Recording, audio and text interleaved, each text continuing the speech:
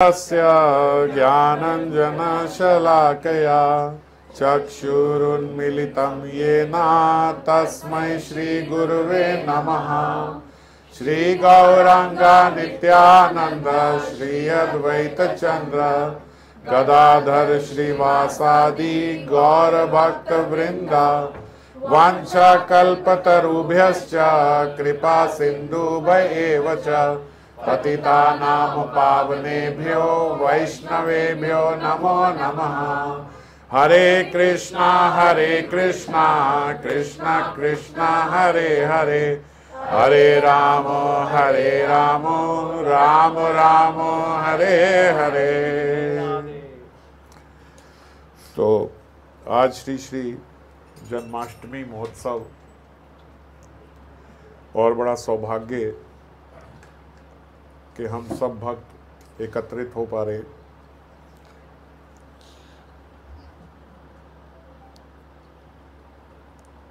भगवान श्री कृष्ण और अनेकों अवतारों बस ठीक है का अवतरण हुआ, बस सही है। हर युग में भगवान का एक अवतार जो है वो अवतरित होता है और उसे युगावतार बोलते हैं। अनेकों अनेक भगवान के अवतार हैं और जब भगवान आते हैं तो ऐसा बोला जाता है भगवान अवतरित हुए। और जीव जब आता है तो जीव जन्म लेता है। जन्म जीव अपने प्रारब्धों से और अपने कर्मों से लेता है। भेद ये है, भगवान जब अवतरित होते हैं तो भगवान करुणा से अपनी भक्तों के आनंद के लिए, अपने भक्तों के विनोद के लिए वो खुद नीचे आते हैं। अवतरित होना मतलब नीचे आना। तो भगवान स्वयं नीचे आते हैं और भक्त जो है वो गिराया जाता है। ये भेद है जन्म लेने में और अवतरित होने में। इसीलिए किसी भी साधारण मनुष्य के लिए ऐसा नहीं बोला जाता कि ये अवतरित हुए हैं, क्योंकि उनका जोर नहीं है।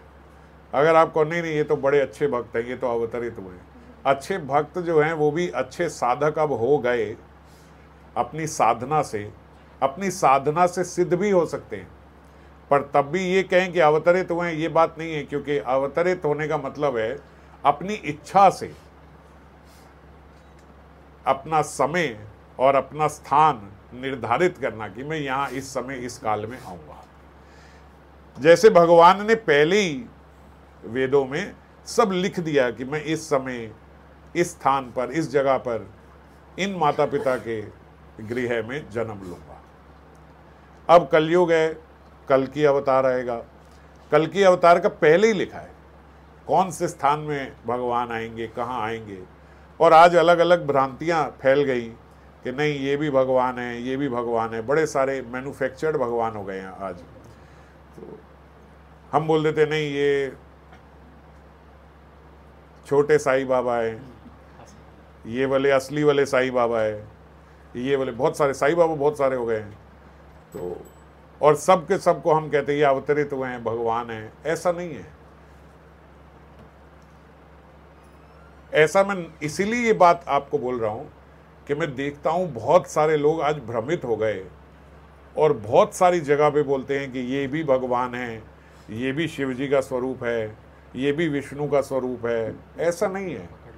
कोई कन्फ्यूजन नहीं है कि हैं कि नहीं है, क्योंकि अगर हैं तो शास्त्रों में पहले से ही विदित है। निताई गौर हरि बोल।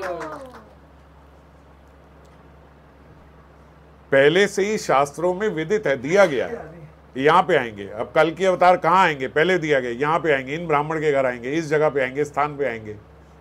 ये सब मेंशन्ड है। और जो हम अन्य अन्य जगहों पे सुनते देखते हैं कि आज ये बड़े चल रहे हैं, क्या है ये भगवान है, ये शिव जी का अवतार है, ये इनका अवतार है। अरे कुछ नहीं, ऐसा होता नहीं है। ये जन्म लिया है और जन्म जब जीव लेता है तो उसके प्रारब्ध के कारण जन्म लेता है, उसकी इच्छा नहीं होती। हम लोगों की कोई इच्छा नहीं हुई हम यहाँ पे आए, इस स्थान पे आए, ऐसा कुछ सोच के थोड़ी आए हैं। तो कोई कंफ्यूजन नहीं है, कोई सोचे नहीं शायद हम भी अवतरित हुए होंगे, नहीं हो सकते, जन्म हुआ है। और जो अवतरित होते हैं वो देख के, सोच के, समय निर्धारित करके, क्योंकि वो भगवान है। यही भगवान में और जीव के जन्म में और आविर्भाव में उनके भेद है।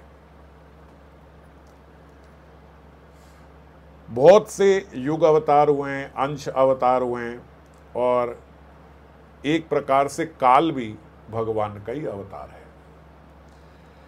काल भी भगवान का ही स्वरूप है। हम लोग बोलते हैं ना, ये काल जो है, ये समय जो है, ये भगवान का ही स्वरूप है। तो काल अवतार यदि भगवान ने लिया तो हर सेकंड में एक भगवान का अवतार हो रहा है, क्योंकि वो नया काल है। अब जो ये नया सेकंड आया, ये फिर भगवान का अवतार हुआ। ये हम सबने सुना है ना कि समय भगवान का अवतार है। तो काल यदि भगवान का अवतार है तो प्रत्येक क्षण भगवान का अवतार हो रहा है। हर सेकंड, हर नए सेकंड भगवान का अवतार हो रहा है, क्योंकि वो नया काल है। ये समय पहले आया था, ये समय पहले नहीं आया था। तो हर समय भगवान यहाँ पे अवतरित हो रहे हैं। विग्रह रूप में भगवान घर घर में अवतरित हुए हैं। जिन जिन के घर ठाकुर जी के विग्रह हैं, साक्षात हरि हैं, अवतरित हुए हैं। गिरिराज स्वरूप में भगवान यहीं पे हैं, अवतरित हुए हैं। कन कन में अगर हम देखें तो ठाकुर जी हैं, पर एक जगह शास्त्रों में देखा गया कि वहां भगवान नहीं है। कहाँ नहीं है, हमने चर्चा करी थी। जो विभीषण ने माला दी भगवान राम को, विभीषण लाया कैसे? माला घुमाते हुए, एकदम मस्ती में। और ऐसा महात्माओं ने बताया, ऐसा कब होता है? जब व्यक्ति नया नया पैसा आता है ना किसी के पास, तब वो ऐसा होता है। नए नए धनवान व्यक्ति जो होता है वो सोचता है कि बस उसी के पास इतना धन आया है, शो ऑफ जिसको हम बोलते हैं। विभीषण ऐसे तो भगवान के परम भक्त हैं, पर अब नए नए राजा बने। हर समय तो रावण के नीचे रहे हैं, और राजा रावण जो था वो तो नौकर बना के रखता था सबको, और रहना भी पड़ता है। जब राजा ऊपर है तो सब लोग, मंत्री इत्यादि सब भृत्य बन के ही रहते हैं राजा के।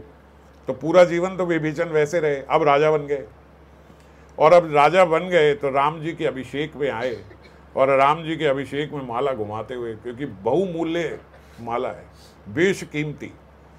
एक एक मोती ऐसा है कि साधारण राजा का पूरा राज्य बिक जाए एक मोती में। और ऐसे मोतियन की माला लेके आए और ये ठाकुर जी को प्रस्तुत कर लो महाराज। अब भगवान तो तुरंत देख लेते हैं। पदार्थ से आप भगवान को कभी खरीद नहीं सकते, प्रेम से खरीद सकते। भगवान ने देखी, बड़े घुमाते रहे, भगवान ने ऐसे उठाई जैसे ही दी और माता सीता को दे दी। ये आप रखिए। माला वाला सब स्त्रियों का कार्य है, हम क्या करेंगे? माला आप रखिए। माता सीता ने भी देखा विभीषण का भाव क्या है देने का। माता सीता ने उठाई और हनुमान जी को दे दी। हनुमान जी, ये आपके लिए, आप रखिए।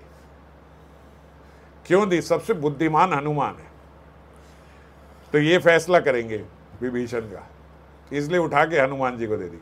विभीषण का आधा हृदय वैसे ही बैठ गया।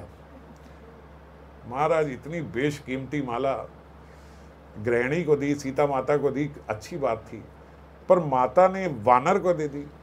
एक वानर को, चाहे हनुमान है तो वानर, उनको क्या माला का वो। और वही हनुमान जी ने बिल्कुल वही वानर स्वरूप जैसा होता है, मुंह में दवाई। अब वृंदावन में आप भैया पर्स दे दो, मोबाइल दे दो, कुछ दे दो, बंदर तो उसको चबाएगा और चबा के फेंक देगा। सब हनुमान स्वरूप ही हैं वो, जो चबा चबा के फेंक रहे हैं। क्यों फेंक रहे हैं? बोले इसमें राधा कृष्ण नहीं है, चबाया फेंक दिया, किसी कार्य का नहीं है।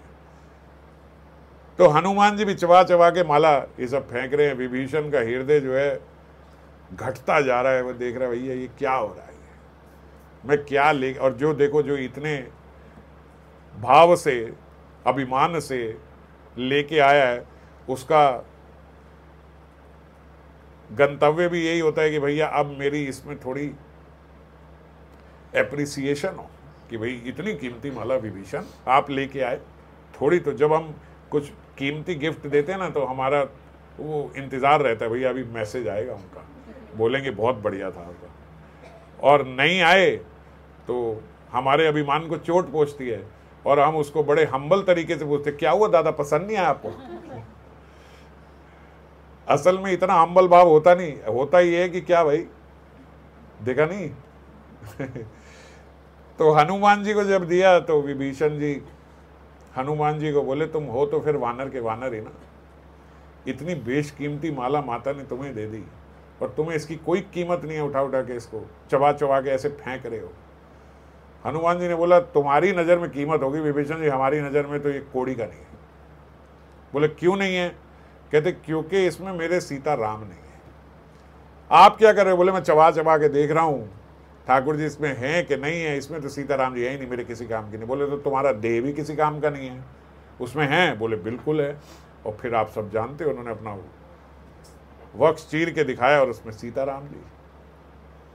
तो ये घटना महात्मा बोलते कण कण में भगवान है, लेकिन उस माला में भगवान नहीं। क्यों? क्योंकि मैंने आपसे 2 दिन पहले भी चर्चा करी थी, 2 सत्र पहले, कि जहां अभिमान होता है भगवान वहां से चले जाते हैं।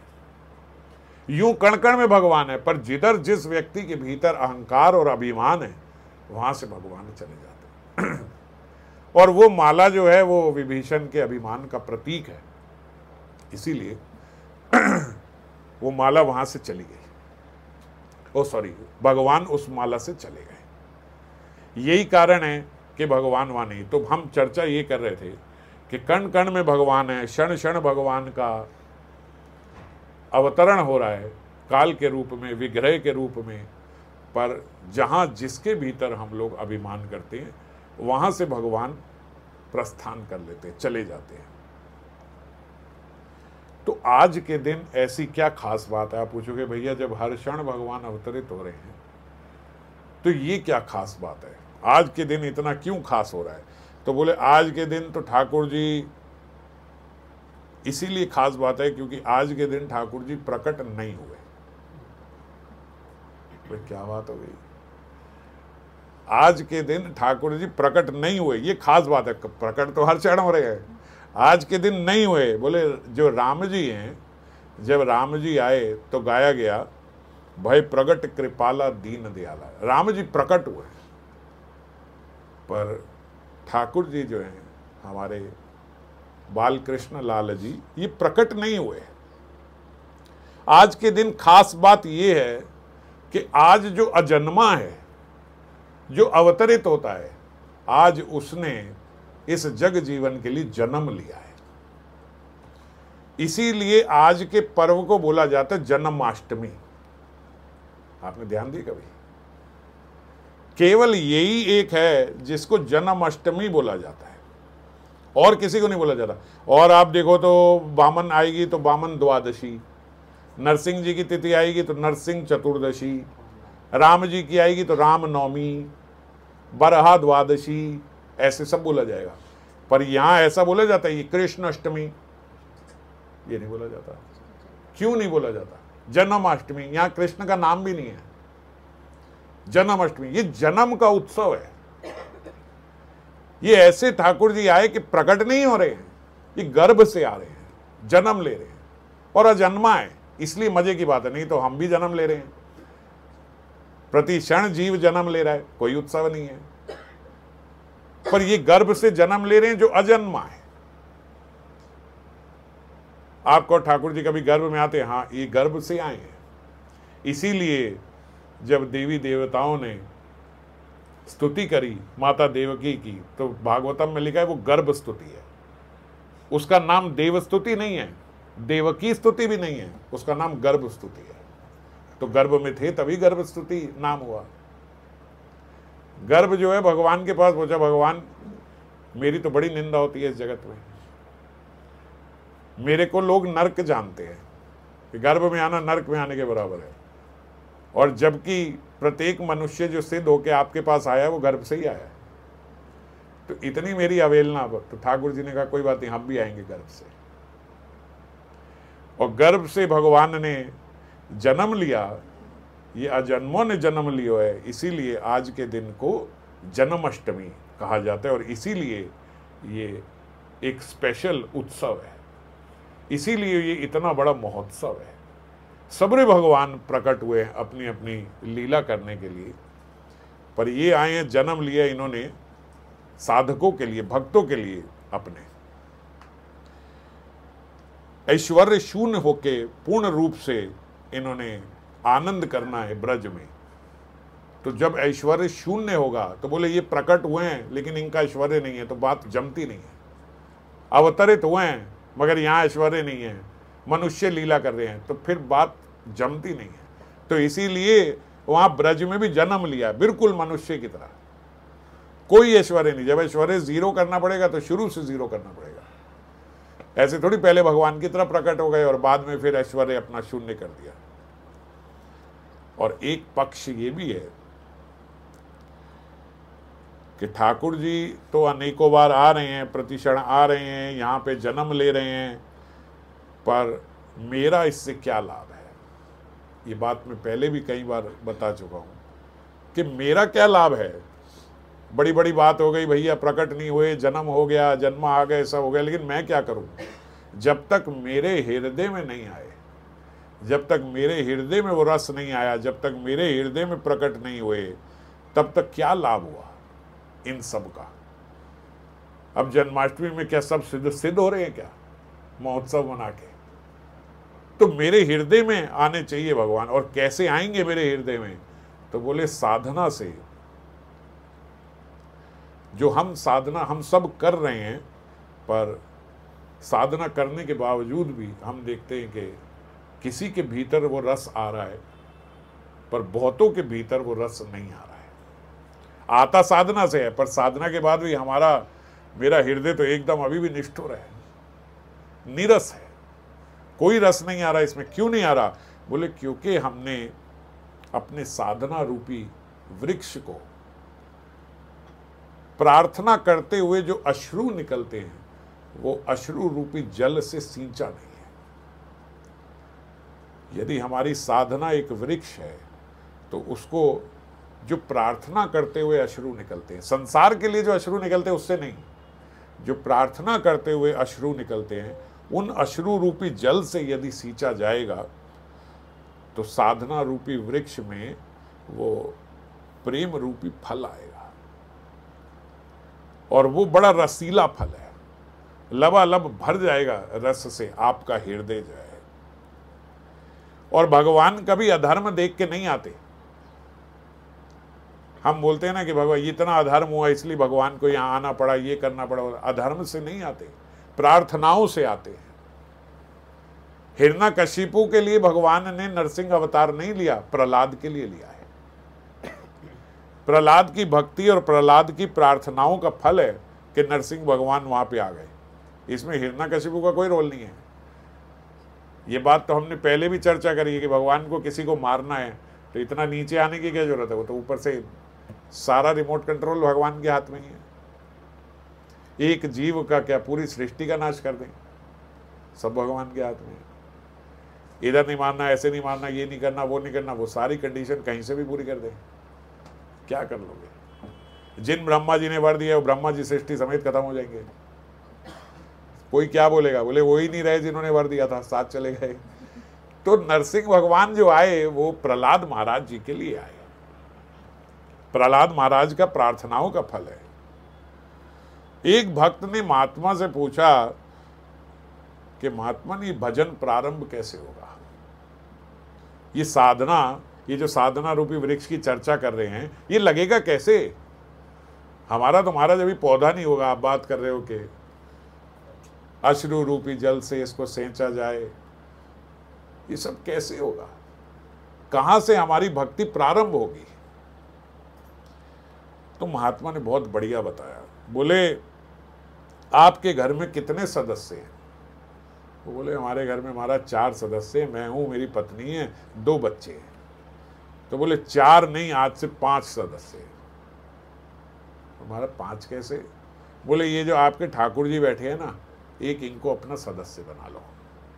भक्ति का प्रारंभ यहीं से होता है कि हम भगवान के साथ पहले एक संबंध स्थापित कर लें।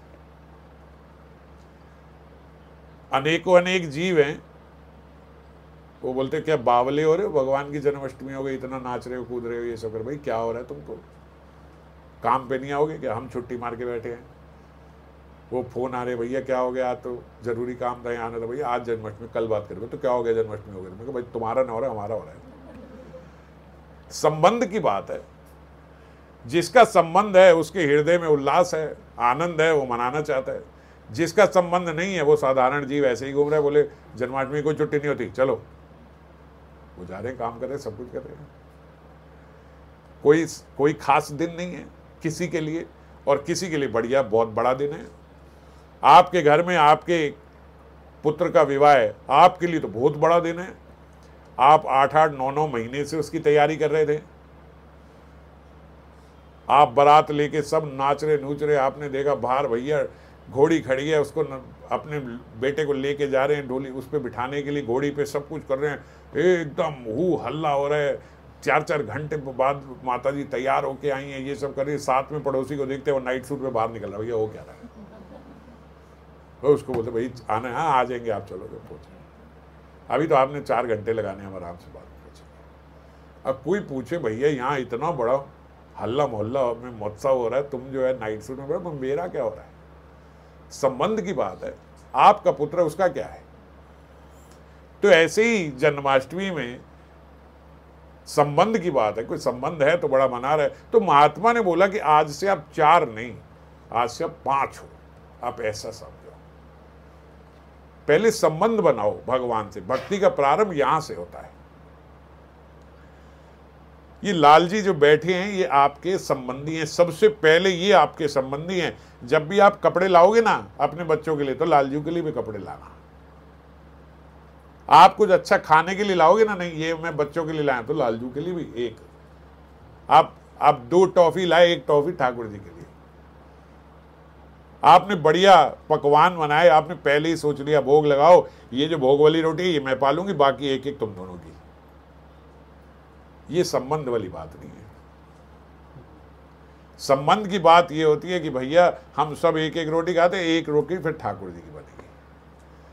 हम चारों 1-1 खाएंगे। हम क्या करते हैं, हम तो 4 ही बनाते हैं, भोग वाली तो वापस आ जाएगी, वो मैं पालूंगी, पूरा हिसाब लग जाता पहले ही। 3 के लिए बात की 3 बन जाएंगी। ये संबंध नहीं है। संबंध क्या है? ठाकुर भैया एक बात बताओ, कभी ठाकुर जी खा पाएंगे आपके घर में? हमारे घर में कैसे खा पाएंगे? बोले ठाकुर जी बोले रख तो मेरे आगे दिए, गिनती तो मैया तूने पहले अपनी कर ली है कि यो तो मैं खाऊंगी, अब तेरा खाना तो नहीं खा जाऊंगा मैं। आप उनको, भगवान को छोड़ो, आप किसी गेस्ट को घर में बुलाओ और अपने लड़के को बोलो आजा आजा, ये इनको दे दे, इन्होंने खानी तो है नहीं, वो मैं ले लूंगी, पहले इनके आगे रख दे। वो खाएगा? वो नहीं खाएगा। वो कहेगा भैया ये तो पहले ही, बुलाने से पहले ही बात हो रही है कि इनके रख, ये खानी नहीं है, वो मैं ले लूंगी। दे, पहले इनको दे। औपचारिकता है ना, गेस्ट आए घर में, पहले इनको दे दे, पूछ ले। इन्हें ऐसे लगे मेरे को पूछा नहीं है, इनको पूछ के फिर मेरे को दे दे, इन्होंने पानी है नहीं।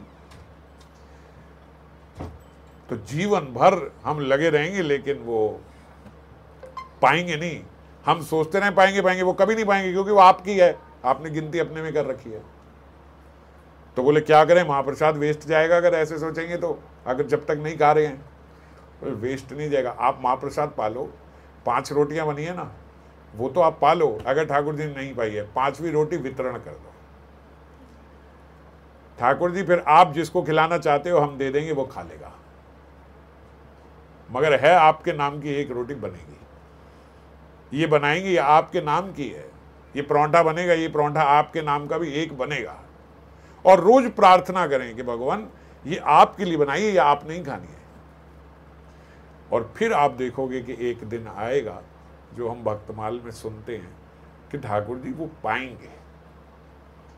वो पाएंगे, वो इसलिए पाएंगे क्योंकि वो देख रहे हैं कि इस घर में ये मेरे लिए ही बनती है, मैं नहीं पाऊंगा तो बाहर दे दी जाएगी, वितरण कर दी जाएगी। अब वैसे भी तो अच्छा है, प्रसाद वितरण हो रहा है तो अच्छी बात है। तो वो जानते हैं ठाकुर जी मैं नहीं पाऊंगा, वितरण हो जाएगी,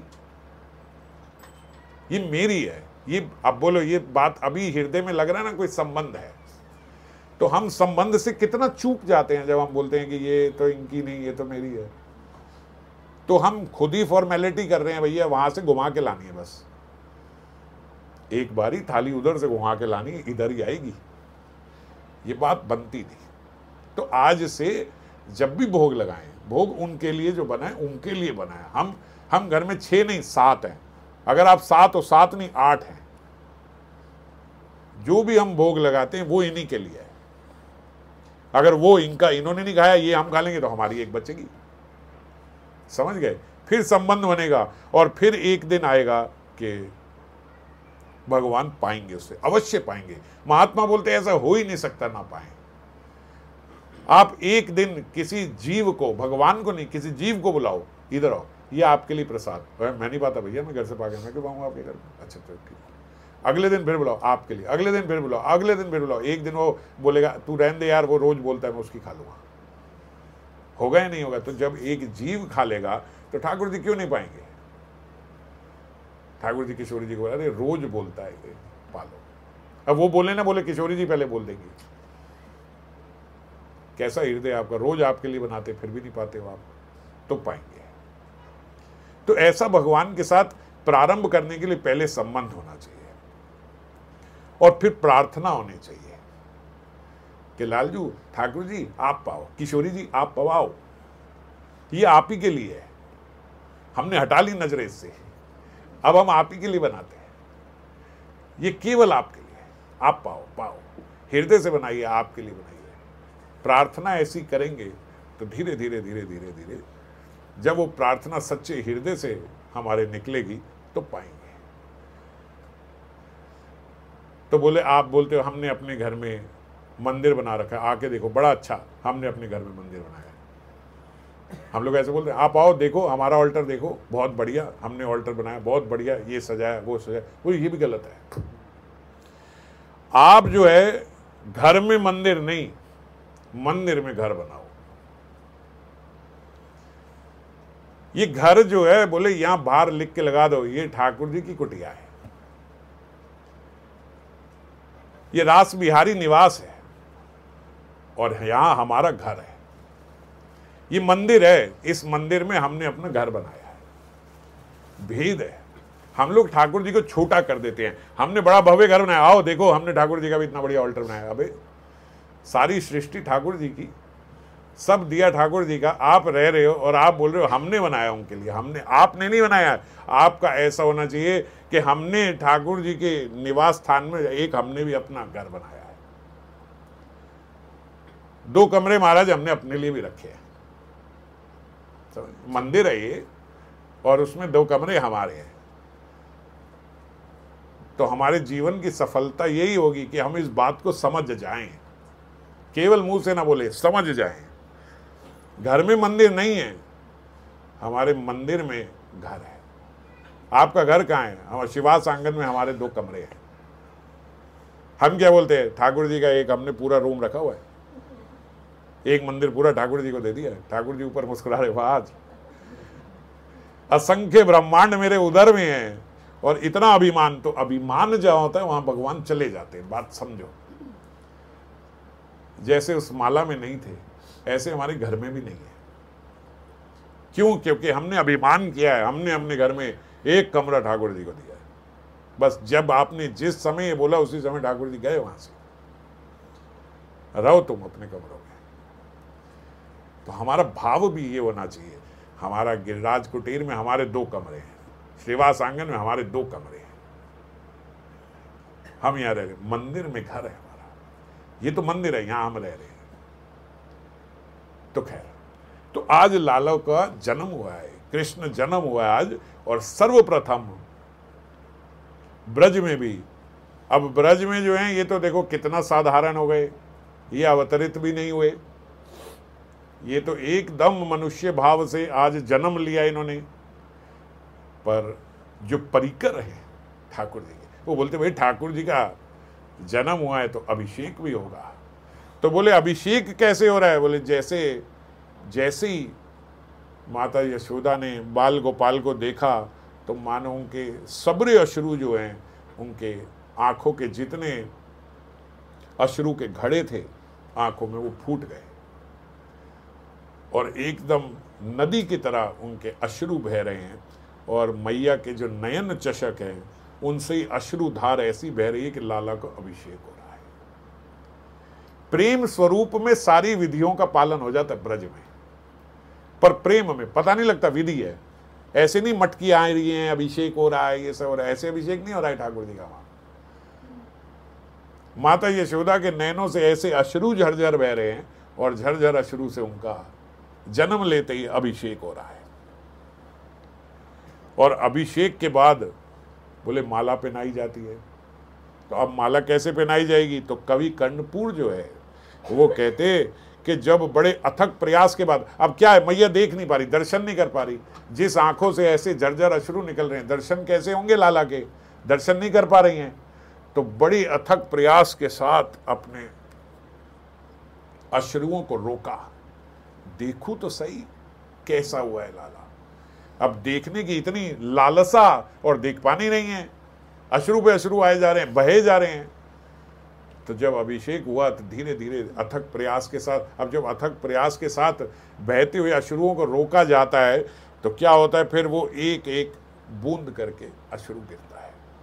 तो एक एक बिंदु जो अश्रु का गिर रहा है, आंख से उनकी ललाट पे आ रहा है, बोले वहीं उस समय सूर्य चमक रहा है और वो सूर्य की किरण से एक एक अश्रु जो है, जब सूर्य की किरण उस पर बनती है तो मोती बन के ठाकुर जी के ऊपर गिर रहा है और उनके अश्रुओं से ही वो मोती की माला जो है वो बाल गोपाल पहन रहे हैं।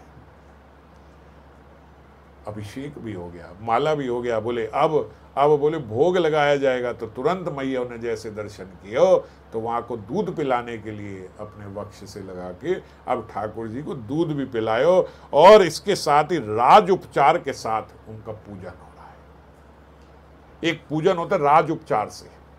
राधा रमण जी में भी जब अभिषेक इत्यादि होता है ना, राज उपचार के साथ होता है। जन्माष्टमी पे भी गोपाल भट्ट गोस्वामी जी की तब तिथि होती है, तभी तो वहाँ पूजन को बोला जाता है राज उपचार। राज उपचार क्यों? बोले बाहर ऐसे लीला हो रही है कि हाथी घोड़े सब दिखाए जाएंगे, कि सब हाथी आ रहे हैं, घोड़े आ रहे हैं। और यहाँ क्या हो रहा है राज उपचार में? बोले बाहर नंद बाबा जो है वो हाथी घोड़े बेच रहे हैं। हाथी को बेच नहीं रहे, दान कर रहे हैं। एक से एक जो हाथ में आ रहा है नंद बाबा के, भैया दान दान सब उठा के दिए जा रहे हैं। कितनी लाखों गायें नंद बाबा ने, कितनी लाखों गौआ दान दे दी। और लाला के जन्म और नाड़ी छेदन के बीच, बोले ये समय जो होता है ये अक्षय होता है।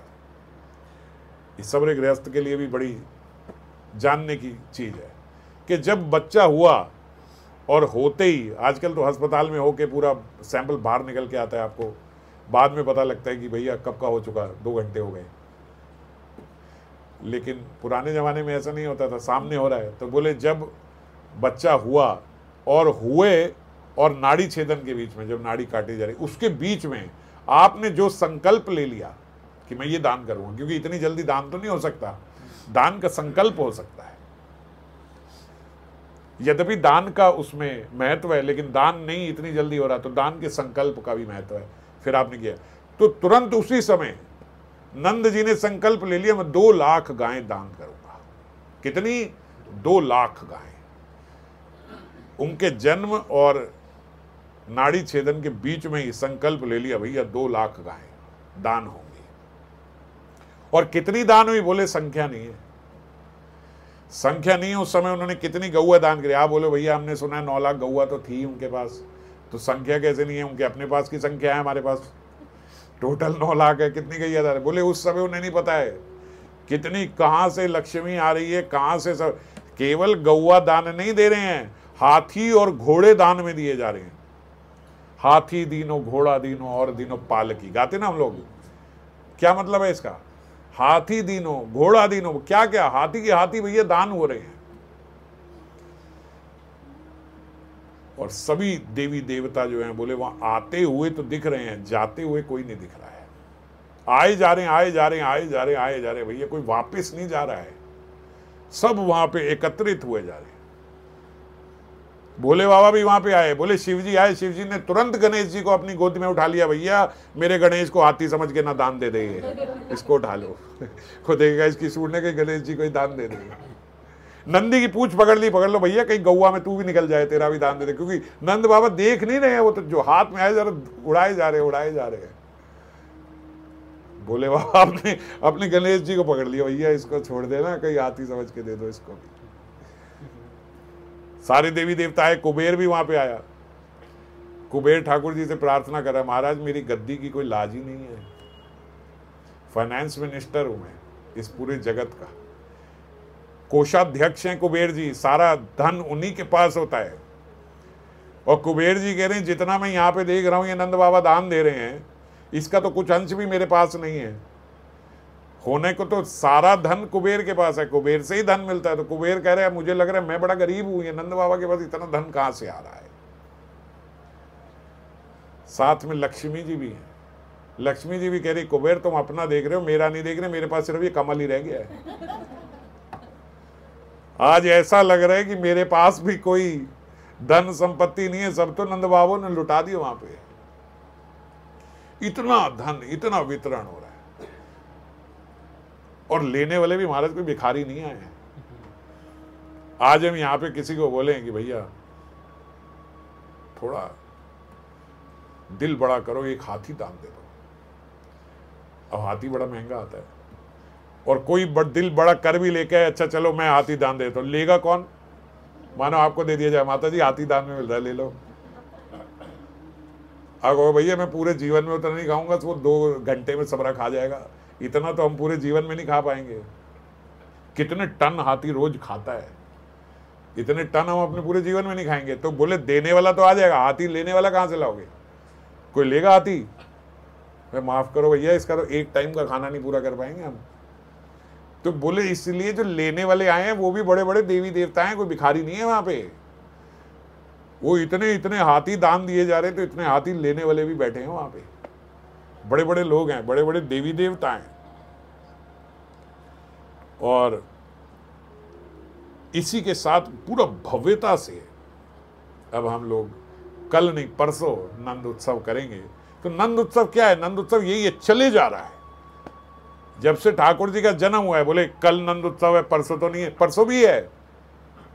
ये नंद उत्सव कोई एक दिन थोड़ी हुआ है।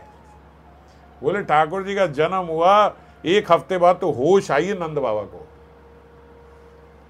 मैं बोले और भी काम है भाई, आप तो दान पे दान, लुटाए पे लुटाए जा रहे हो, मक्खन से खेले जा रहे हैं। वो सुनंद आ गए, उपनंद आ गए, उनके भाई आ गए, अब कैसे उत्सव मनाए, कैसे करे भैया? दूध मक्खन लेके एक दूसरे पे मार रहे हैं, जोर जोर के मक्खन के डोले बना बना के।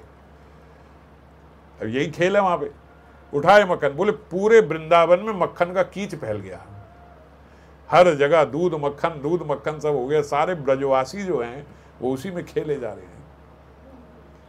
1 हफ्ते बाद जब होश आई, तो क्या कह के होश आई? नंद बाबा को बोला भैया कंस जो है ये बड़ा दुष्ट है, यहां को इतना बड़ा उत्सव देख के कंस के जरूर आंखें इधर पड़ेंगी, और फिर कुछ अनिष्ट करेगा, तो तुम जाके पहले कंस को कर दे आओ। तो बीच उत्सव से वो वहीं उत्सव रुका, नहीं तो रुकना नहीं था। वो उत्सव रुका कैसे कि बीच उत्सव में उन्हें जाके वहां कंस को कर देना पड़ा। नंद बाबा गए, तब उस समय भी टैक्स होता था, कर माने टैक्स। तो नंद बाबा वहां गए, और वहीं पे वासुदेव हैं, उनके मित्र हैं, वासुदेव से मिलने गए। वासुदेव बड़े उत्साहित, हाँ हाँ नंद बाबा के यहाँ लाला है कि ओ नंद बाबा, बड़े आनंद की बात है। ओ हो, ये मैंने आपको पहले बताया था, बड़ा विचित्र है। मित्र के साथ मिलने की ये विधि है, उसकी खुशी में खुश है। नहीं तो वासुदेव जेल के अंदर बंद हैं, उनके सब जितने बच्चे हैं उनको मारा जा रहा है। हम जैसा कोई हो द्वेष हो जाए, मेरे सारे मर गए और इसको देखो खुश होके आ रहा है। और नंद बाबा जो आए हैं तो दुखी हो गया हृदय कि मेरा मित्र जेल के अंदर है। और वासुदेव जो है वो अपने मित्र के भाव से बड़े आनंद में, आओ नंद बाबा, बड़ा उत्सव हो रहा है, बड़ा आनंद हो रहा है, हम सब सुन रहे हैं, बहुत सुन के आनंद हो रहा है। बोले आप बोले हम तो ठाकुर जी जो कर रहे हैं मंगल पर, आपकी प्रसन्नता में बड़ी प्रसन्नता हो रही है। अब नंद बाबा उनसे कुछ बात करने लगे, कुछ करने लगे। कुछ थोड़ी देर बाद वासुदेव बोले अच्छा नंद बाबा इतनी बातें ना करो, आप जल्दी को अब ब्रज चले जाओ। बोले क्या बात हो गई? बोले बात कुछ नहीं हो गई, मेरे को भय लग रहा है ये कंस जो है ये दुष्ट है, कुछ अनिष्ट ना करे, आपका वहां होना जरूरी है, आप जल्दी वहां को चले जाओ। नंद बाबा तुरंत वहां से चले गए और बोल रहे वैसे तो आनंद में थे, पर अब रास्ते में थोड़ा घबरा रहे हैं नंद बाबा। इतने उत्साह में थे, लेकिन अब थोड़ी घबराहट हो रही है। बोले क्यों घबराहट हो रही है? क्योंकि बोलते वासुदेव जो हैं ये सत्यनिष्ठ हैं, ये सच्चे साधक हैं। ऐसे सच्चे साधक और सत्यनिष्ठ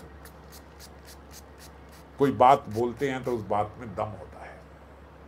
अगर इन्होंने बोला है कि चले जाओ, वहां कोई अनिष्ट ना हो जाए, तो बोले तीव्र गति से नंद बाबा चलने लगेगी। इन्होंने बोला है तो जरूर कोई बात होगी, ऐसे नहीं बोलेंगे ये।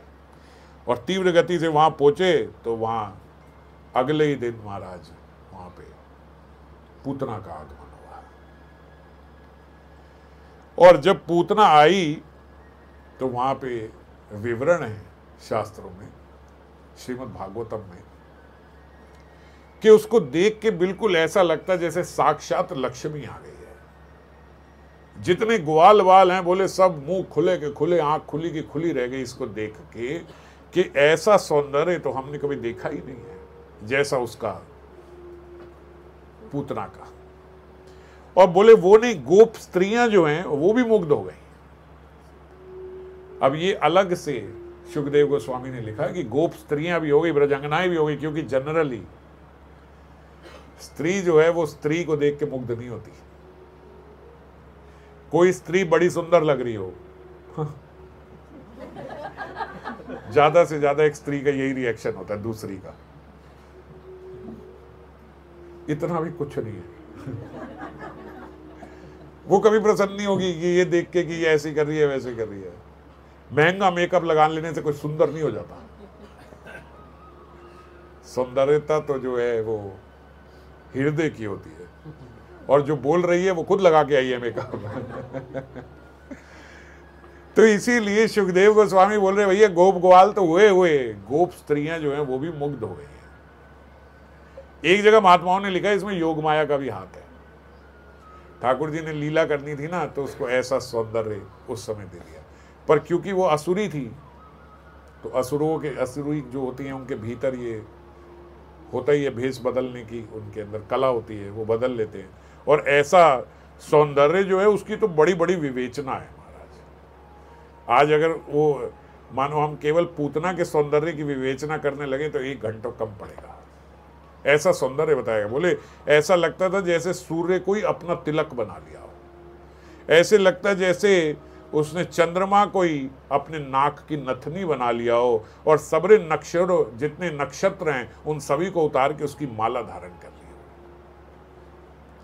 हाव भाव उनके कैसे हैं, उसकी साड़ी कैसी है, उसका लहंगा कैसा है, कैसे चल रही, सबका विवरण है। कि ऐसा सौंदर्य लेके वो आई, मानो कि जैसे बादलों की गर्जन से जो बिजली निकली उस बिजली की साड़ी पहन ली उसने। इतनी चमकदार तो ऐसे साड़ी पहनी, और मुख कैसा जैसे सूर्य का तो तिलक लगाया हो, इतना प्रकाश उसके मुख से निकल रहा है।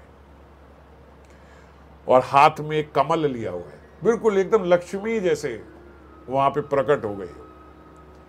सरस्वती की वीणा के सप्त स्वर मानो उसके जो नूपुर किंकनी में आके विराजित हो गए। चल रही है तो नूपुरों से भी जो ध्वनि हो रही है ऐसे लग रहा है जैसे सरस्वती की वीणा बज रही हो। ऐसा सौंदर्य पूतना का। तभी तो ब्रजवासी सब चकित हो गए देख के कि भैया ये कौन है। ये कोई बोलने लगे भैया नंद बाबा ने इतनो लुटा दियो, साक्षात लक्ष्मी को आना पड़ा वापिस इनका घर भरने के लिए। अगर लक्ष्मी ना आती तो नंद बाबा ऋण में चले जाते। तो इसीलिए शायद लक्ष्मी आ गई है इनके घर तो। और जो हाथ में कमल पकड़ा हुआ है, कोई जब ऐसे आती तो तुरंत ऐसे किसी को देखेंगे तो मस्तक, ब्रजवासी मस्तक झुकाते तो अपने कमल से ऐसे ही ला देती, ऐसा आओ भाव। कोई प्रणाम कर रहा है तो बस ऐसे ही मुस्कुरा दिया, आंखों के इशारों से ऐसा कमल हिलाती हुई, बिल्कुल कमाल करती हुई पूतना जो है वहां पे जा रही है भीतर लाला के। और जब लाला के भीतर गई तो लाला किस पे झूल रहे हैं, पालने पे। ये भेद होता है समझो। हम लोग सब बोलते हैं आज रात को ठाकुर जी को झूले में झुलाएंगे, भैया आज जन्मदिन है, जन्म ना है आज जन्मदिन है। और जन्मदिन वाले दिन भी पालना में झुलाया जाता, भेद है। झूला भगवान सखाओं के साथ झूलते हैं, सखियों के साथ जब झूलते हैं वो हिंडोला होता है, सखाओं के साथ झूलते हैं झूला होता है, और जब बाल गोपाल लेटे हैं वो पालना है, अलग है, वो झूला नहीं है। ऐसे ही मुरली के भी बड़े बड़े वेणु अलग है, मुरली अलग है, और अलग बड़े सारे उसके भेद है, कब क्या बजानी है ये देखते हैं, नाम भी भेद है और उनकी वेणु में भी भेद है। तो जैसे ही पूतना अंदर आई, लाला ने आंख मींच ली। ओहो, इतनी बड़ी बात हो गई ठाकुर जी, पूरा ब्रज जो है जाकू आंख बंद नहीं हो रही है, ऐसा सौंदर्य देखने से पूतना के वहां को जब अंदर गई तो ठाकुर जी ने आंख मींच ली, बंद कर ली, अपनी आंख मूंद ली। महात्मा बोलते भैया ये क्या भाव हो गया, जहां को सब ऐसे देखना चाह रहे हो वहां को लाला देखना ही नहीं चाहते, उन्होंने आंखें मूंद ली है। तो बोले एक भाव ये है कि लाला चिंतन कर रहे हैं भैया ये कौन है, और आंख मूंद के चिंतन कर रहे हैं, अच्छा ये बलि की पुत्री है, जो राजा बलि थे, जहां वामन अवतार लिया था भगवान ने, रामायण वाले बाली नहीं, बलि भगवान जब वामन भगवान गए थे वो बलि के आंगन में, तो बलि की पुत्री रत्नमाला ऊपर खड़ी हुई देख रही थी, और जब छोटे से वामन भगवान को आते हुए देखा तो हृदय में ऐसा वात्सल्य जगा कि काश मेरा ऐसा लाला होता और मैं इसको दूध पिलाती। और जब वामन इतने बड़े हो गए कि 3 पग में पूरी सृष्टि नाप ली और पिता को बंदी बना लिया, तब बोल रहे हाय हाय ये तो ऐसा दुष्ट है, मन करता है इसको तो विष दे के मार दो। तो ये दोनों भाव उनके भीतर आए, इसीलिए आज पूतना बन के आई है। पूतना आई किस लिए थी, बोले अपने वक्षों पे विष लगा के दुग्ध पिलाने आई थी, कि पहले विष पी लेंगे और लीला समाप्त हो जाएगी आज ही। तो बोले ठाकुर जी ने क्यों आंख मूंद ली, बोले इसलिए आंख मूंद ली, आंख बंद करके ये चिंतन कर रहे हैं ये है कौन। एक दूसरे महात्मा बोले नहीं इसलिए कर ली हैगी कि भोले बाबा का ध्यान कर रहे हैं ठाकुर जी, वो भोले बाबा का ध्यान कर रहे हैं कि भोले बाबा आप आ जाओ, ये विष पीने का चक्कर तो आप ही का है, आप बड़ी मौज से विष पी लेते हो, आपको कुछ नहीं होता भैया, हमारे बस का नहीं है ये सब पीना, तो ये सेवा आपकी है, आप आ जाओ यहाँ पे इस समय। तो बोले आह्वान करने के लिए, जैसे जीव प्रार्थना करने के लिए आंख बंद कर लेता है ना किसी को याद करते हुए, तो बोले ऐसे आंख मूंद ली ठाकुर जी ने। अथवा एक भाव और, तो बोले कि पूतना जो है ये अविद्या का, ये संशय का प्रतीक है। सबसे पहले जब पूतना को मारा ठाकुर जी ने, तो बोले ठाकुर जी ने इससे क्या सूचना दी कि सारे ब्रजवासियों का संशय खत्म कर दिया। कैसे संशय खत्म हुआ भाई, जो इतनी बड़ी पूतना का वध कर दिया तो कोई संशय नहीं रह गया कि भैया ये बालक को कंस मार देगा। तो जीव के भीतर संशय खत्म करने के लिए हम बोलते हैं अब इतनी मुसीबत में फंस गया, अब भगवान क्या करेंगे इसमें, ये तो मुझे ही देखना होगा ना।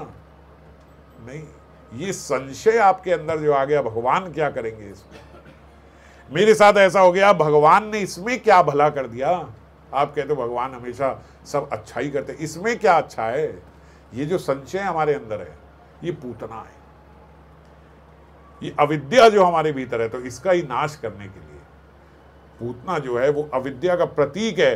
तो लाला ने सोची अगर मेरी नजर इस पे पड़ जाएगी तो मेरी नजर पड़ते ही अविद्या नाश हो जाएगी, सबरी लीला बिगड़ जाएगी।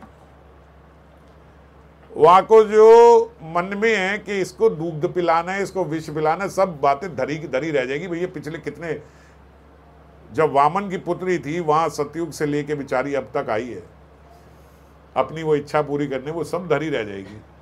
मैंने आंख खोली, मेरी आंख खोलते वैसे ही इसकी अविद्या का नाश हो जाएगा और खत्म हो जाएगी ये। तो यहाँ की जो इच्छा है वो पूरी ना आएगी, इसीलिए आंख मूंद ली। अथवा एक भाव और है, बोले बाल कृष्ण ने सोचा कि ये तो बाल हथियारी है, इसीलिए इसका नाम है पूतना। पूत किसको कहते हैं, बोले जो मंगलकारी संस्कारी बच्चा होता है ना उसको बोलते पूत, खराब को बोलते हैं कुपूत। तो बोले ये पूतना, जो पूत जो है, ये जो सारे पूत को मारने वाली है, ये बाल हत्यारी है, ये पूतना जो है सारे मेरे ग्वाल बाल का वध करने वाली है, इसको मैं नहीं देखूंगा, इसलिए आंख मूंद ली। पिछली बारी हमने तत्व पे चर्चा करी थी, आज लीला पे थोड़ा विस्तार से चर्चा कर रहे हैं। महात्मा, एक और महात्मा बोले एक और भाव है। बोले क्या? बोले आचार्य जो वो थे आचार्यगण, उन्होंने बोला कि अरे लाला ने सोची कि मेरा जन्म तो गोपी के घर में हुआ है, भैया हम तो सोच के आए हैं यहाँ पे। अभी जो मैंने पहले बताई, ठाकुर जी तो सोच के आते हैं मैं यहाँ आऊँगा, इसलिए आऊँगा, ये आऊँगा। बोले हम तो गोपियों के घर में आए माखन मिश्री खाने के लिए, और माखन मिश्री तो खाना हुआ नहीं। बोले पहले ही शगुन बिगड़ गया। सबसे पहले ये जो है ये यहाँ पे आ गई कड़वा विष पिलावे को, और कड़वा कड़वा ये विष पिलाएगी। तो बोले छोटे से बाल गोपाल हैं, तो जैसे बच्चे जो हैं जब उनको दवाई दो तो आंख मूंद लेते हैं ना कड़वी दवाई के लिए, ऐसे बोलते उन्होंने आंख मूंद ली कि भैया अब जो पिलाने फटाफट से पिलाए और जाए। तो वही भाव छोटे लाला का, बाल गोपाल का था, इसलिए उन्होंने आंख मूंद ली। अथवा एक भाव और, बोले भगवान के भीतर असंख्य ब्रह्मांड है, तो सारे जितने जो असंख्य ब्रह्मांड है, उन असंख्य ब्रह्मांडों के जो देवता हैं, जो महात्मा हैं, बोले वो त्राही त्राही करने लगे कि महाराज आप विष पी लोगे तो हमारा तो सारा भीतर का पूरा ब्रह्मांड खत्म हो जाएगा। आपके तो उदर में असंख्य ब्रह्मांड हैं, और आप विष पी गए तो सबरे ब्रह्मांड खत्म हो जाएंगे। तो सारे देवता महात्मा जो हैं वो उनसे प्रार्थना कर रहे हैं, और उनकी प्रार्थना सुनने के लिए और उनको समझाने के लिए कि भैया कछु चिंता ना करो, कछु ना आएगा, तुम क्यों इतने चिंतित कर रहे हो। यहाँ को भीतर बात करने के लिए ठाकुर जी ने आंख मूंद ली है। अथवा एक भाव और है बोले नेत्र मूंद के विचार करने लगे कि चाहे मुझे मारने आई है पर आई तो मेरे सन्मुख है। और बोले हमने तो राम अवतार में बोला है, सन्मुख होए जीव मोए जब ही जन्म कोटि अग ना सही तब ही। सारे जन्मों के पाप खत्म हो जाते हैं जब कोई मेरे सन्मुख होता है, जब कोई मेरे पास आता है तो मैं उसको ठुकरा नहीं सकता। तो बाल कृष्ण लाल जो हैं वो सोच रहे हैं चाहे झूठे ही सही पर मुझे आई तो दूध पिलाने हैं, तो यहाँ की क्या गति होनी चाहिए, यहाँ को विचार कर रहे हैं भैया क्या गति दें इसको। एक तो विष पिलाने की इसकी इच्छा है और एक दूध पिलाने भी आई है, तो भले झूठी आई है पर सन्मुख तो ही है मेरे, और सन्मुख होने से सारे पापों का नाश हो जाता है। तो यहाँ को क्या गति देनी चाहिए, बोले वो अपना विचार कर रहे हैं। यहाँ को ठाकुर जी ने आंख मूंद ली है। अथवा एक और भाव है, बोले एक भाव ये है कि भगवान ने नेत्रबंद किए नहीं, नेत्रबंद करा दिए गए हैं। राजा निमि जो हैं उनका निवास उनके नेत्रों में है। यहाँ की भी बड़ी लीला है। उनको विश्वामित्र जी ने श्राप दिया, उन्होंने विश्वामित्र को श्राप दिया, दोनों के शरीर जो है खत्म हो गए। ये सब लंबी लीला है। तो निमि जो है वहां को नेत्रों में निवास मिला। तो राजा निमि जो है वो बोले उनके नेत्रों में निवास है, और वो सोचने लगे कि अभी इसका भयानक रूप सामने आएगा और ये तो छोटे से बाल गोपाल हैं, डर जाएंगे। इस करके उन्होंने उनकी आंखें बंद कर दी। आप ठाकुर जी आंख बंद कर लो, डर जाओगे। पिछली बार हमने चर्चा करी थी ना, छोटे लाला डर जाते हैं। जो बाल स्वरूप में ठाकुर जी हैं उनका बड़ा ध्यान रखना पड़ता है।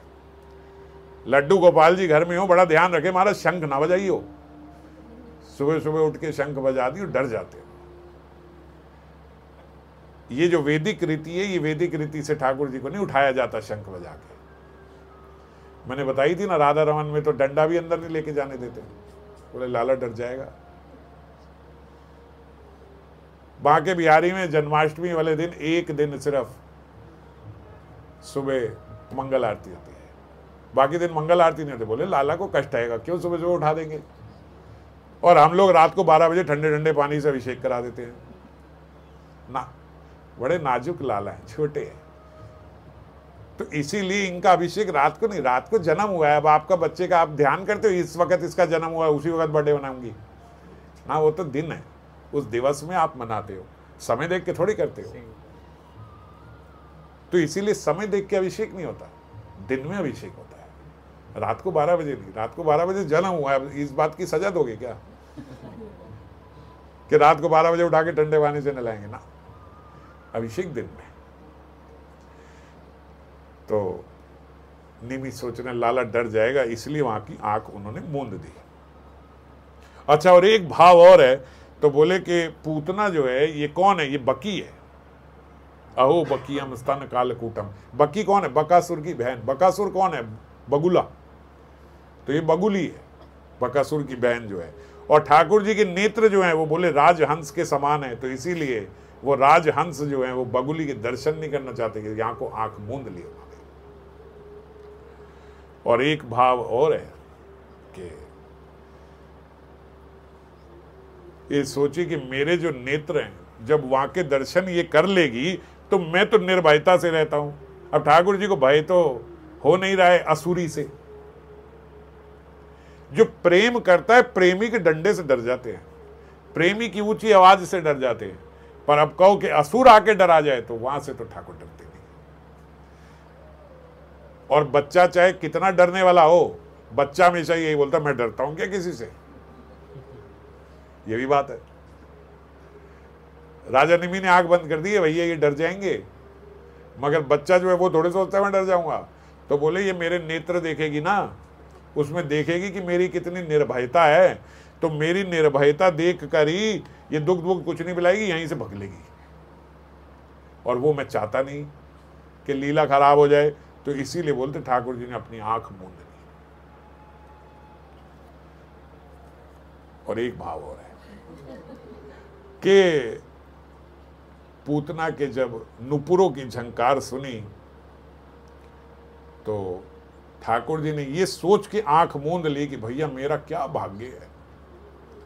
साक्षात हरि भी सोच रहे हैं, कुछ उनके अरेंजमेंट योग माया करती है, सारे अरेंजमेंट ठाकुर जी अपने खुद नहीं करते, तभी तो आनंद आता है उन्हें। यहाँ पे सारा खुद ही प्लान करेंगे तो फिर आनंद कैसे लेंगे हैं?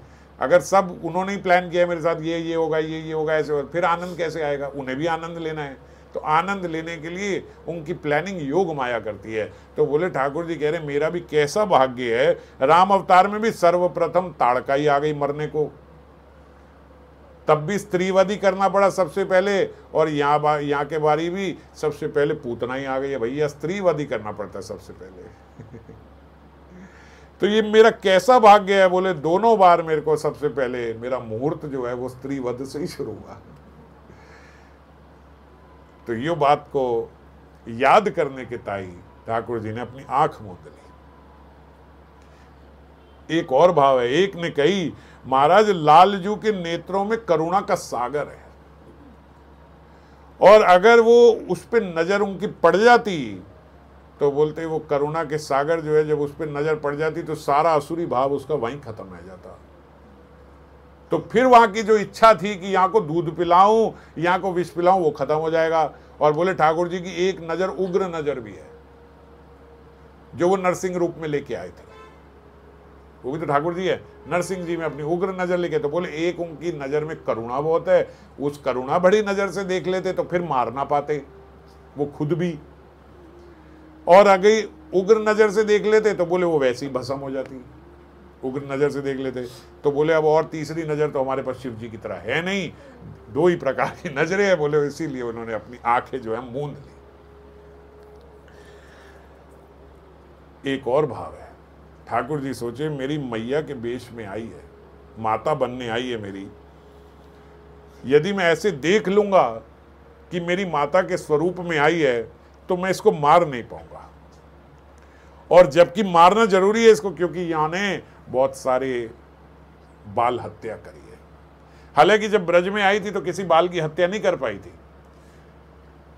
तो ये भी एक भाव है। बोले जब वो भीतर आ रही थी तो ठाकुर जी ने आंख बंद करके अपनी योग माया से पूतना को ऐसा कर दिया कि उसे कोई बाल गोपाल दिखाई नहीं। इसलिए ब्रज में आई तो बोले उन्होंने अपनी योग माया से ऐसे कर दिया जैसे कोई बालक नहीं दिखेगा। वो सोच के क्या आई थी पूतना कि ब्रज में जितने बालक है सबको मार दूंगी, जितने अभी अभी जन्म लिए हैं, पहले जन्म लिए हैं, ये है वो है। बोले छोड़ो ना, क्या विचार करना, कौन कृष्ण है, कौन देखेगा, कौन आपका हथियार है कंस, मैं जितने बच्चे होंगे सबको मार दूंगी। तो बोले जब ब्रज में आई तो क्या किया? बोले ब्रज में एक बच्चा नहीं दिखा। ये ठाकुर जी ने इसीलिए आंख मूंद ली, अपनी योग माया से सबरे ऐसा कर दिया, उसको कोई बच्चा ना मिला, एक मैं ही दिखूंगा, सीधा मेरे पास ही आएगी और मैं इसका हिसाब किताब करूंगा पिछले जन्मों का। इसीलिए वहां ब्रज में और कोई आते थे, बोले इसलिए आंख मूंद ली। और एक भाव और महात्मा ने बताया कि महाराज बहुत देर से, बोले अभी आंख नहीं मूंदी है, बहुत देर से आंख मूंदे बैठे हैं कि जब ये आएगी और मैं इसके यदि आंख खोल के दर्शन कर लूंगा इसके, तो इसकी जितनी जो माया है वो सारी हट जाएगी। और जैसे ही इसका ये स्वरूप हट जाएगा, जो इतना सुंदर स्वरूप लेके आई है, तो भयानक आसुरी का स्वरूप आ जाएगा। और यो देख के मेरी मैया यशोदा जो है वो मेरे कारण भय से भयभीत होकर अपने प्राण छोड़ देगी। तो बोले यहाँ को मारे ठाकुर जी ने अपनी आंख मूंद ली।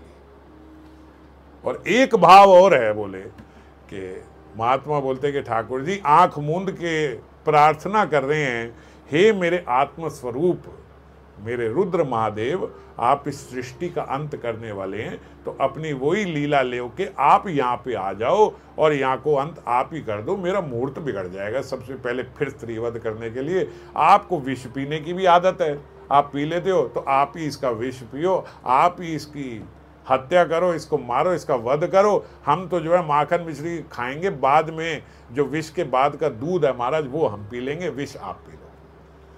तो ये सोचने के मारे आंख बंद करी। भाव अभी और है, मैं और बता नहीं रहा हूं। आंख की मरोड़ ही करोड़ बात कह गई। ठाकुर जी की यही लीला है, एक आंख मूंद ली महाराज, उस पर शास्त्र लिख दिया गया है, किताब लिख दी। किस लिए? ठाकुर जी ने आंख क्यों मूंदी है? लीलाओं का अथाह सागर है, अंत थोड़ी है। अभी तो सिर्फ पूतना की बात करेंगे तो 2, 4, 5, 6 दिन, अभी सिर्फ आंख क्यों मूंदी है उसकी बात करेंगे। आप कहोगे भैया आज आपके पास कोई टॉपिक नहीं था। तो खैर अन्य अन्य भावों से, और सब भाव सत्य है, क्योंकि ठाकुर जी यही तो लीला है, हमारे कार्य हैं, हमारे कर्म हैं और उनकी लीला है। क्यों? एक एक लीला से करोड़ों करोड़ों कार्य हो जाते हैं उनके। और इसी भाव से मारने के लिए फिर जब लाला को पूतना ने उठाया तो जोर के कस के उन्हें ठाकुर जी ने पकड़ लिया। पूतना के स्तन, पूतना के वक्ष जो है ठाकुर जी ने कस के पकड़ लिए और जोर जोर से पूतना चिल्लाने लगी, ये छोड़ मोय, छोड़ मोय, छोड़ दे, जोर जोर से चिल्लाने लगी।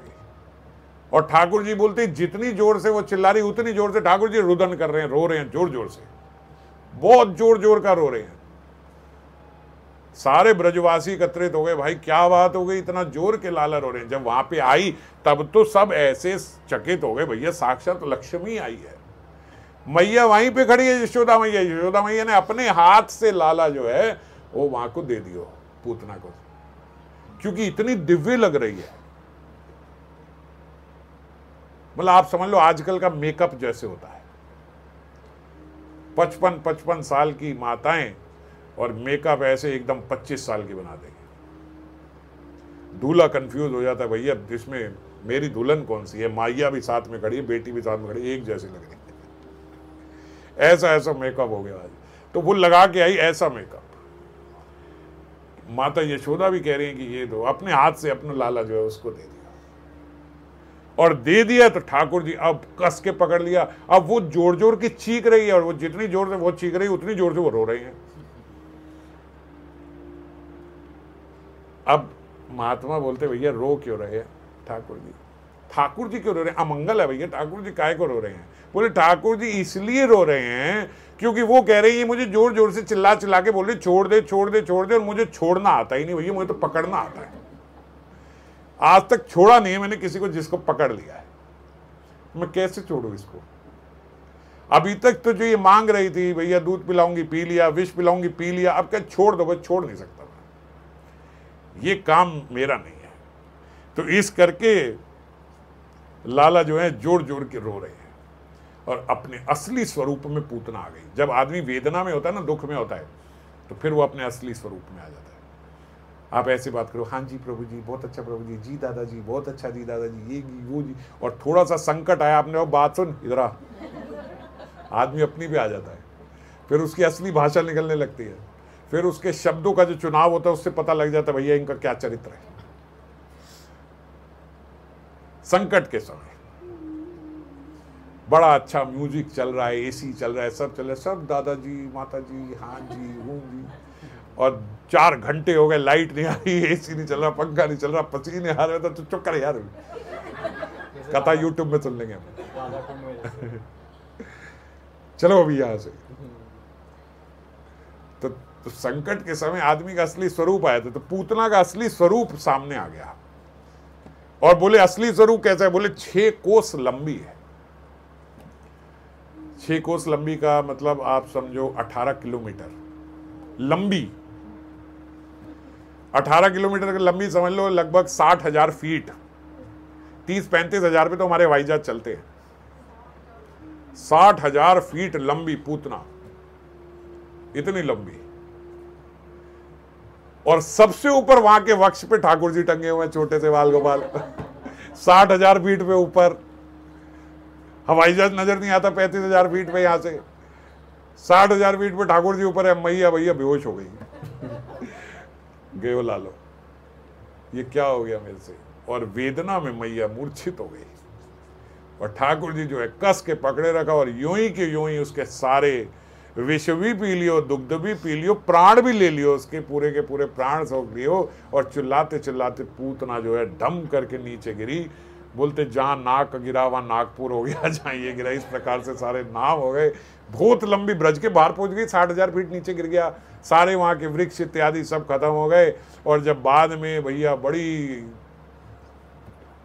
मेहनत करके पूतना के ऊपर जब चढ़ा गया, देखा गया तो ठाकुर जी वहीं अपनी क्रीड़ा कर रहे, खेल रहे हैं आराम से। बोले हम तो गद्दे पे ही गिरे पूतना गिरी हो 60,000 फीट से नीचे, ये मर गई, हम तो यहाँ को वक्ष पे बैठे आराम से खेल रहे हैं।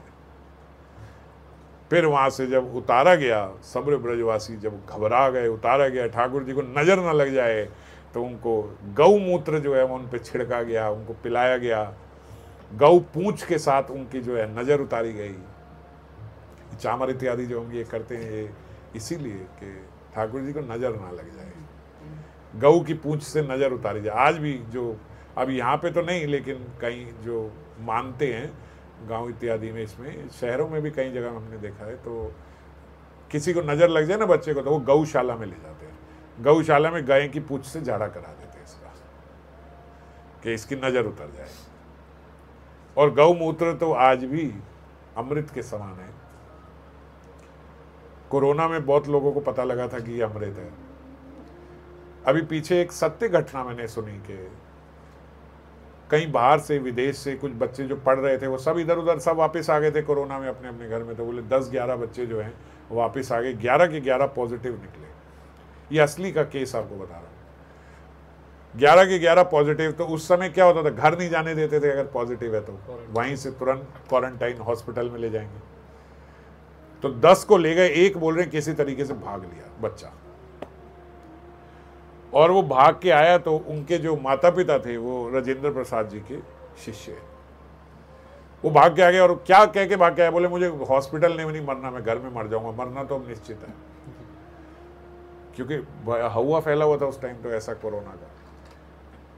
राजेंद्र प्रसाद जी बोलते मेरे को फोन आया इनका कि ऐसे ऐसे बच्चा आया है बाहर से, और उसको कहते हमने उसको बोला कि 4-4 चम्मच दिन में 4 बार गौमूत्र के पिलाओ, और तीसरे दिन बोलते उसका वो खत्म हो गया कोरोना। तीसरे दिन, 2 दिन के बाद बस कोरोना खत्म हो गया, और बाकी 10 बच्चे जो क्वारंटाइन हुए थे मर गए।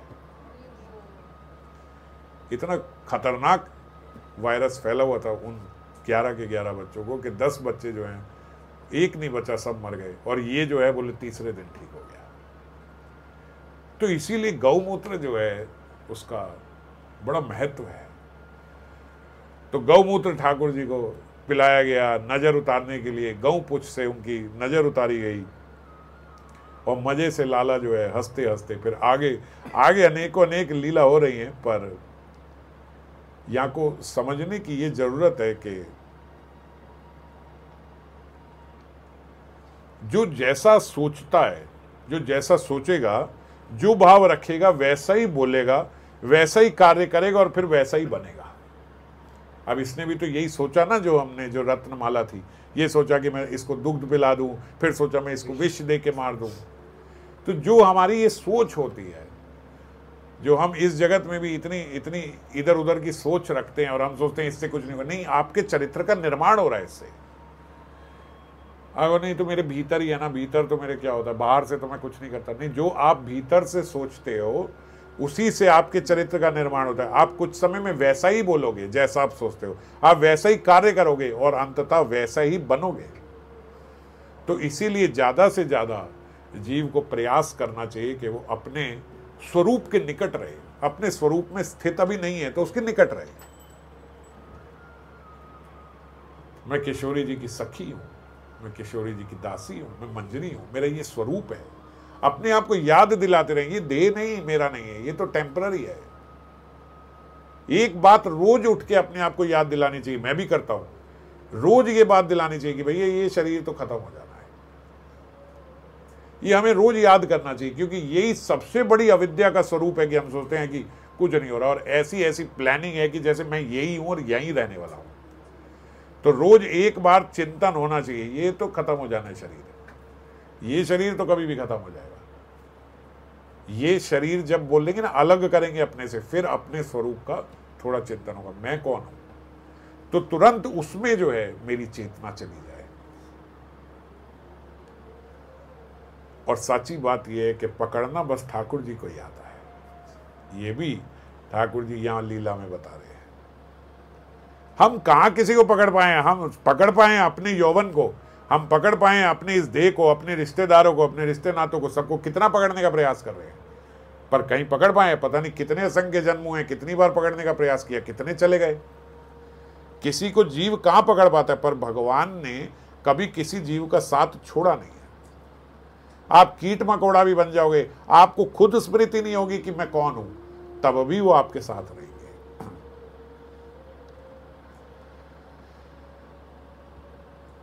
और जो छोड़ जाएगा वो कैसे अपना हुआ? हम यहां सबको अपना माने बैठे हैं, ये मेरे अपने हैं, ये मेरे अपने हैं, ये मेरे अपने, और इनको अपना नहीं मान रहे। जो कभी नहीं छोड़ेगा उसको नहीं मान रहे हैं, और जो सब छोड़ जाएंगे इन सबको हम अपना माने बैठे हैं। तो सदा एक बात ध्यान रखो कि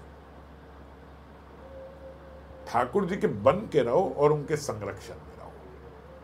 ये दोनों बातें बड़ी जरूरी हैं। ज्यादा लंबा नहीं कर रहा हूं अब। आप कहोगे भैया जन्माष्टमी में भी आप यही सब समझाने लग गए, लीला सुना दो, लेकिन इस बात को समझो, एक तो उनके बन के रहें और एक उनके संरक्षण में रहें। मैंने बताया ना, जब तक हमारे हृदय में नहीं आएंगे, जब तक इन तत्वों को नहीं समझेंगे, तो लीला हमारे लिए बस एक कहानी रह जाएगी। पांडवों में एक चीज सबसे बड़ी थी, क्या? कि ठाकुर जी के संरक्षण में थे, उनका जीतना असंभव था। आगे इतनी बड़ी अक्षौणी सेना खड़ी है, पता नहीं कितनी कितनी अक्षौणी सेना, इनके पास कुछ भी नहीं है। जितने दिग्गज आप देख लो महाभारत में, वो सब दूसरी साइड खड़े हैं। इन 5 पांडवों के पास इनके अलावा कोई नहीं है, सब दूसरी साइड है। एकदम कोई बाल बुद्धि भी होगी वो भी निश्चित रूप से कहेगा भैया इनका अंत हो जाएगा, पर अंत में विजयी हुए। क्यों? क्योंकि ठाकुर जी के संरक्षण में थे। लाक्षय ग्रह में एकदम मोम के उसमें जलना निश्चित था, पर रुआ नहीं जला एक। क्यों? क्योंकि ठाकुर जी का संरक्षण था। दुर्वासा मुनि के श्राप मिलना ही मिलना था। एक दाना घर में नहीं है, 50,000 ऋषि लेके दुर्वासा मुनि आ गए। दुर्योधन ने ऐसी प्लानिंग करी थी, बच नहीं सकते उस श्राप से, पर ठाकुर जी का आश्रय है, वहां से भी बच गए।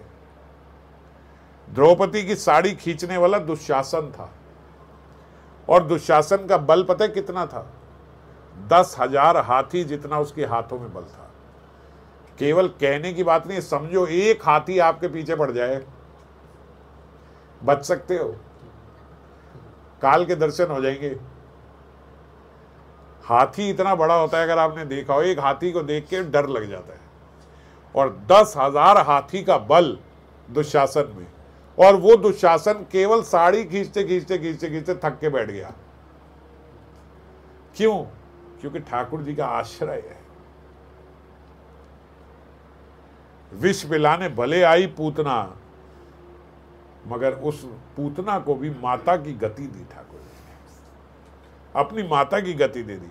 तो जब हम ठाकुर जी को, जो हमने संबंध की बात करी थी आज, जब यहाँ संबंध से हम ठाकुर जी को रोज खीर खिलावेंगे, पराठी खिलावेंगे, मलाई खिलाएंगे, मक्खन खिलाएंगे, सब्जी खिलाएंगे, जो भी आप सब बनाओगे, दूध खिलाओगे, ये सब खिलाओगे, तो बताओ आपकी क्या गति होने वाली है। विष पिलाने वाली को तो माता की गति दे रहे हैं, और जो संबंधी बना के रोज उनको भोग लगाएगा, वहां को कोई डरने की जरूरत है।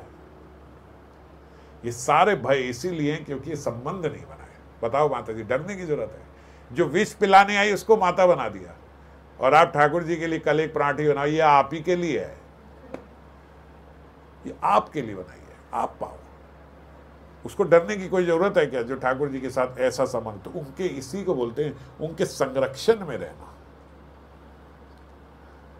तो अब इससे और बहुत ज्यादा मैं समय नहीं लूंगा, इस बात को समझें और इस पर्व में ठाकुर जी हमारे हृदय में आ सके, हमारा उनसे संबंध जोड़ सके। इसलिए हम ये आज के दिन ये संकल्प लें कि अब हमारा ठाकुर जी से संबंध होना चाहिए। वो संबंध हम स्थापित करेंगे। घर में हमारे किसी के मंदिर नहीं रहेगा, मंदिर में हमारा घर होगा। एडिट करके पहली लाइन मत चिपका देना, ये कह रहे हैं हमारे किसी के घर में मंदिर नहीं होगा।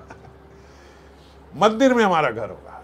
हमारा घर जो है ये मंदिर है, ऐसे ही रहें कि हम मंदिर में रह रहे हैं और ये इतना हिस्सा हमारा है, बस इतना सा, ऐसे हम रह रहे। ऐसा ठाकुर जी के साथ संकल्प हमारा बन जाए, ऐसा उनके साथ संबंध बन जाए, फिर हमारे लिए ये शुभ जन्माष्टमी है। जय राधे।